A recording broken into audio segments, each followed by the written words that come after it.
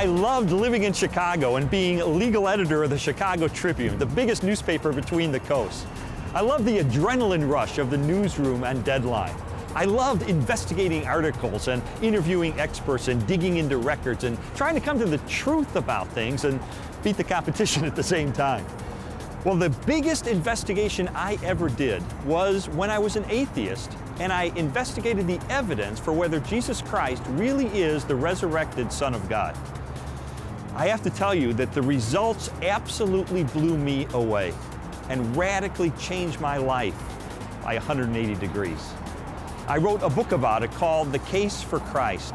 And now we've created a 6-week curriculum where I've interviewed leading scholars and experts, and you can hear them talk to you about what the evidence shows. Very few people are willing to die for something they don't really believe in, or something even worse that they know to be a lie. Over the last 250 years, it's been common coin in Western culture that, oh, you can't believe what's said in the Gospels. You know, it's even made into musicals. The things that you're liable to read in the Bible, they ain't necessarily so. If there was no resurrection, and more to the point, if there was no resurrection appearances of Jesus, to those who doubted and were discouraged and denied and betrayed Jesus, we would not be sitting here talking about this today. It's become evident to scholars of the first century that the Gospels were actually attempts to write biographies of Jesus.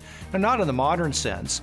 They're very clearly attempts by eyewitnesses to describe exactly what Jesus said and did, and the consensus of New Testament scholarship has moved in that direction. The more I've found that what you find in Matthew, Mark, Luke, and John comes up in 3 dimensions and says, my goodness, this actually belongs. It makes sense. It fits. I hope you'll join me in this great adventure together. You can offer your own opinions. People in your group will offer their insights as well. And I hope at the end, you can reach your own verdict in the case for Christ.